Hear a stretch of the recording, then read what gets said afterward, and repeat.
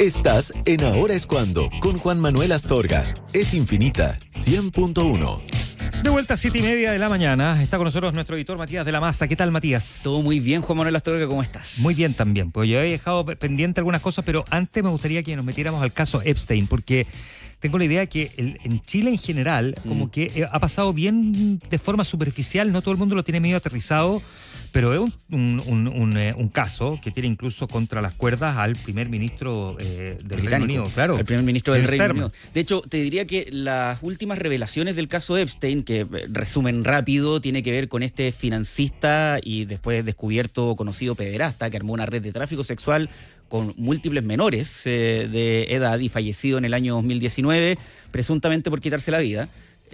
Presuntamente. Lo suicidaron. Sí, hasta el día de hoy existe la teoría sobre si lo suicidaron a Jeffrey Epstein por todo lo que sabía, por las conexiones que tenía con hombres poderosos, desde el actual presidente de Estados Unidos, Donald Trump, en su minuto, hasta el expresidente Bill Clinton. O sea, el tipo no discriminaba dentro de sus conexiones justamente de la élite política estadounidense. Claro, o sea, le da lo mismo el republicano-demócrata, no. Claro, y cruzaba fronteras, porque... Y al parecer cruzaba fronteras porque tenía relaciones con figuras de autoridad política o monárquica en el Reino Unido.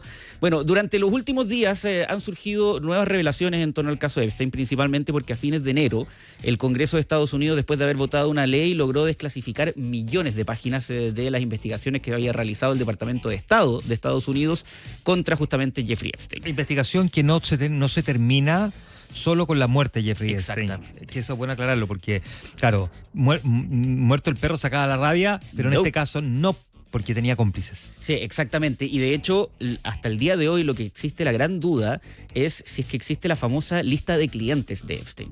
Una presunta lista que Jeffrey Epstein habría manejado, donde personas de altísimo poder, celebridades, figuras políticas, empresarios, etcétera, habrían recurrido a él para acceder a esta red de tráfico sexual.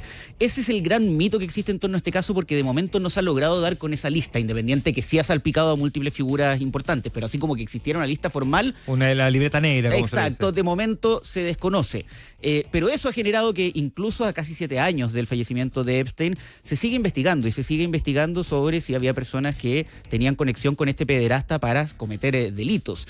Durante estos días, como te decía, la gran noticia fue que se desclasificaron millones de documentos de investigaciones del FBI, del Departamento de Justicia de Estados Unidos, en contra de Jeffrey Epstein, y esto ha generado nuevos detalles de personas que ya se sabía que tenían relación con el pederasta, pero que nos enteráramos que la conexión podría ser incluso más profunda de lo que se había anticipado en una primera instancia. Y es acá en donde me quiero ir al caso del primer ministro británico Keir Starmer, que no está involucrado él directamente y de hecho no está acusado de ningún delito, pero sí tiene una situación muy, muy complicada que tiene que ver con el ex embajador del Reino Unido en Estados Unidos, el señor Peter Mandelson. Que lo nombró Starmer. Lo nombró Starmer a fines del año 2024. Mandelson ya se sabía que tenía alguna conexión con Epstein cuando él lo nombró, y Starmer lo defiende. Asegura que esta conexión era circunstancial o que no tenía que ver con ningún tipo de delito, por lo cual no había ninguna razón para que él no fuera el embajador.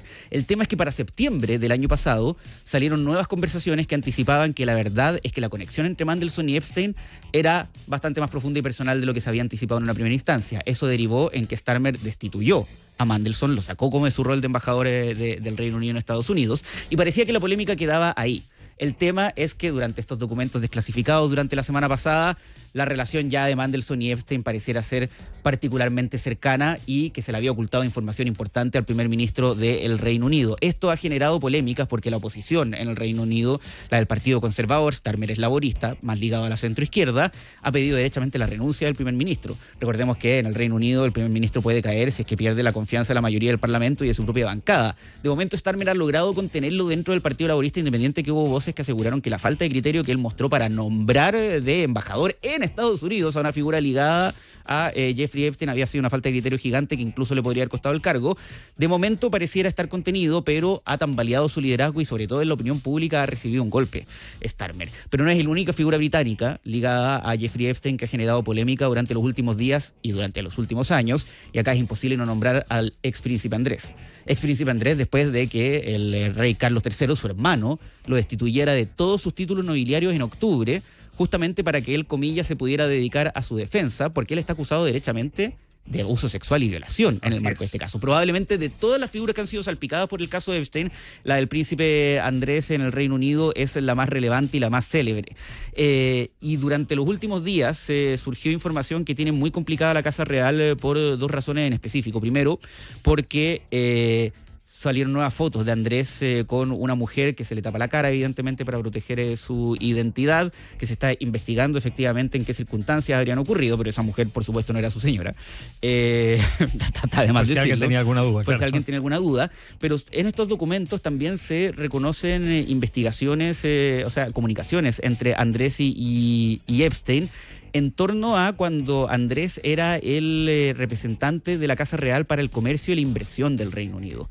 Y Andrés habría emitido informes en donde le habría entregado detalles de viajes a Epstein que él había realizado a Singapur, a Vietnam y a Hong Kong para que él tuviera información al momento de invertir justamente en estas naciones.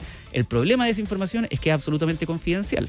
Es como que acá también un embajador tuviera información respecto a el país en donde está, situaciones de inversión, y le realizara informes privados a un empresario particular que no tiene nada que ver con el aparataje del Estado, o en este caso con la vida monárquica. Esto es un delito. Se considera traspasar información confidencial. La policía del Reino Unido ya anunció que abrió una nueva investigación con Andrés, porque ya lo ha investigado durante varios años por las acusaciones de abuso sexual en su contra, pero esta vez abrió una nueva investigación por el presunto traspaso de información confidencial hacia un particular que no está dentro del aparato del Estado. Y esto ya pareciera haber colmado tal la paciencia del rey Carlos III en el Reino Unido, que el día de ayer la Casa Real emite un comunicado en donde aseguran que el rey está dispuesto a testificar. Si es que si la policía lo llama a tomar declaración justamente por esto, el rey está dispuesto a entregar todo lo que sabe y está extremadamente preocupado por esta situación. El príncipe William emitió una declaración también, asegurando también que lo tenía particularmente alarmado la idea de que un miembro de la Casa Real podría haber estado entregando información confidencial, no solo a una figura particular, sino que al mismísimo Jeffrey Epstein. Y eso tiene que ver con lo que está pasando en el Reino Unido, pero ahora vámonos a Estados Unidos y lo que pasó el día de ayer. Hay otro nombre que es la que queda viva dentro de esta investigación de particular relevancia, que es Ghislaine Maxwell.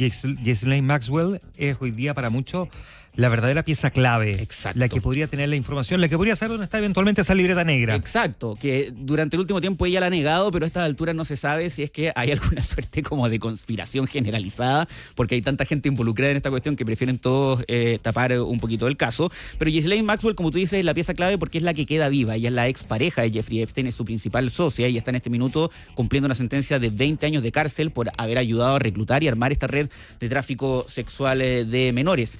Ella ya se había reunido con el jefe del Departamento de Justicia en Estados Unidos en el mes de julio, en donde había negado la existencia de esta libreta negra de clientes, y el día de ayer fue a testificar frente al Congreso, o mejor dicho, Juan Manuel Astorga, a no testificar frente al Congreso. ¿Por qué? Porque si bien fue citada de manera telemática, ella lo que hizo fue invocar la quinta enmienda. Claro. La famosa quinta enmienda de Estados Unidos, que es finalmente el derecho a guardar silencio o, más específicamente, a no verte obligado a decir cosas que te puedan incriminar más de lo que estás en una situación. Es decir, si a ti te llaman a testificar por un caso en específico y tú te das cuenta que el testimonio que puedas dar te va a involucrar directamente en un delito, tú tienes tu derecho a guardar silencio. No tiene por qué venir de ti la incriminación.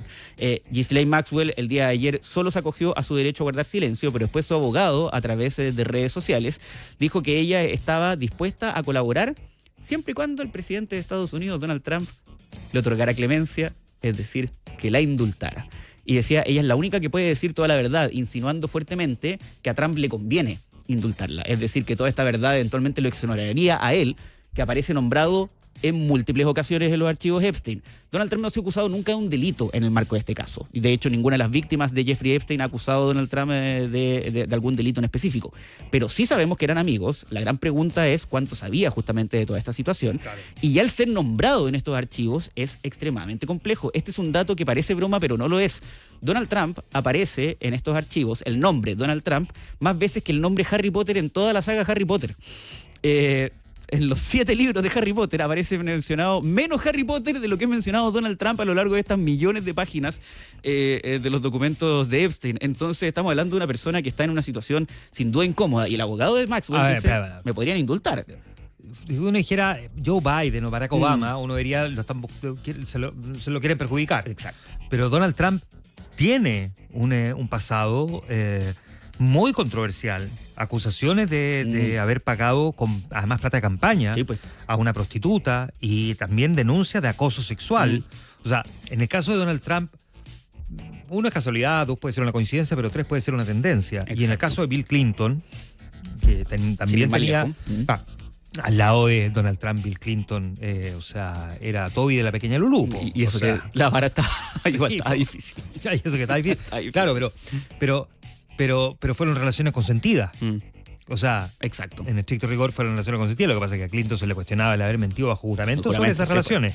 Pero no tenía una denuncia de violación, como fue el caso de Donald Trump. Entonces, para Donald Trump la situación es compleja, pero pareciera que como maneja digamos, los hilos del poder, difícilmente puede que al menos ahora la investigación lo vaya a alcanzar. No, y él cuando era una figura no presidencial era de los principales impulsores de liberen los archivos Epstein, porque acá está metido los demócratas, Bill Clinton, hay una red sexual. Pero igual no te causa un poco de extrañeza que si él hubiese estado involucrado realmente en toda esta fiesta, andar pidiendo eso, o a lo mejor él lo decía sabiendo de que nunca lo iban a liberar. Y yo creo que hay una cosa así, porque una vez que llegó al poder rápidamente empezó a tomar distancia de la necesidad de liberar estos documentos. Él lo termina firmando la ley que aprueba el Congreso porque dice, ya está bien, bueno, me mandaron este proyecto, lo voy a firmar.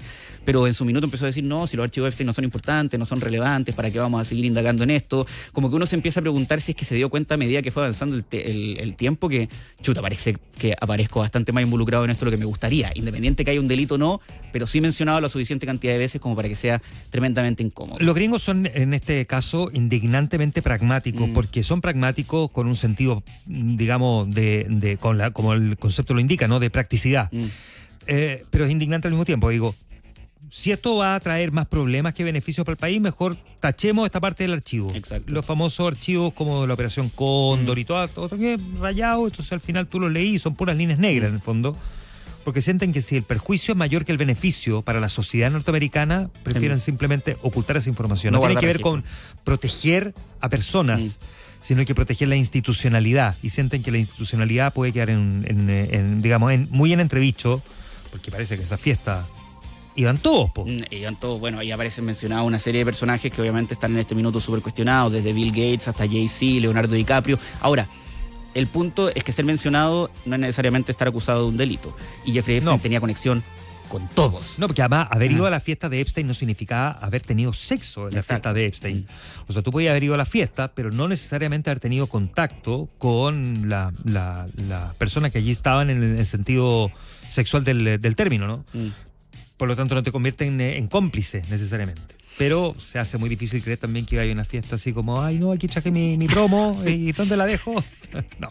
No era ese tipo de fiesta. Voy a quedarme en la esquina tomando mi fresco cooler. Claro. Traje un Melvin, ¿dónde lo dejo? Matías de la Maza, un caso que es importante también desarrollar. Con Manuel Astorga. 7:43 minutos.